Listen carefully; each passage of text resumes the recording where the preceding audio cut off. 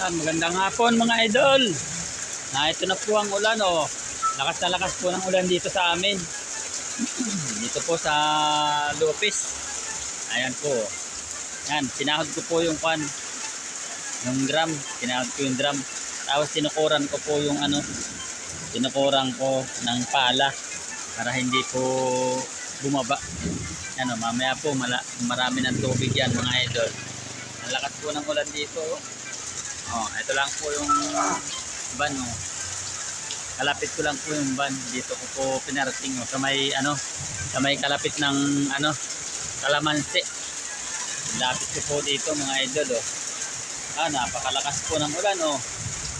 Yan oh. Yan naman po ang karsada oh. Yan po ang karsada mga idol oh. Lakas po talaga.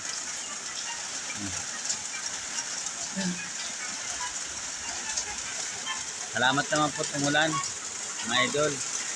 Hanap po talaga ay ulan ay. Kasi po yung hukay namin ay kulang pa ang tubig. Napakalalim pa. Lalim na lalim pa. Kumbaga man yung inuulan ay hindi pa makarating sa pinakang ilalim. Kaya yung hukay namin ay kukunti pa ang tubig mga idol. Yan o.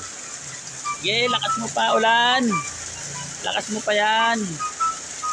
Para magkatubig yung aming hukay dito. Yan. Lakas nga naman. Lakas o.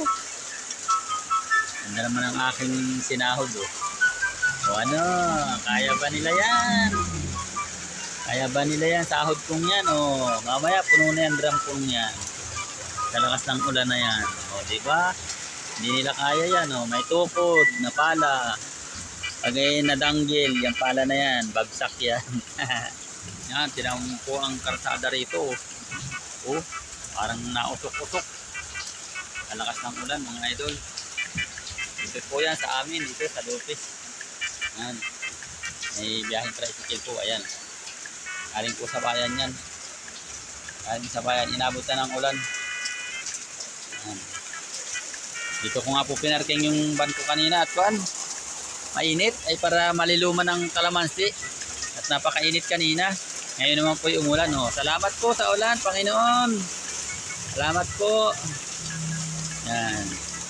Nakakapuno din po yung aking drum. Saka po yung hukay ko doon.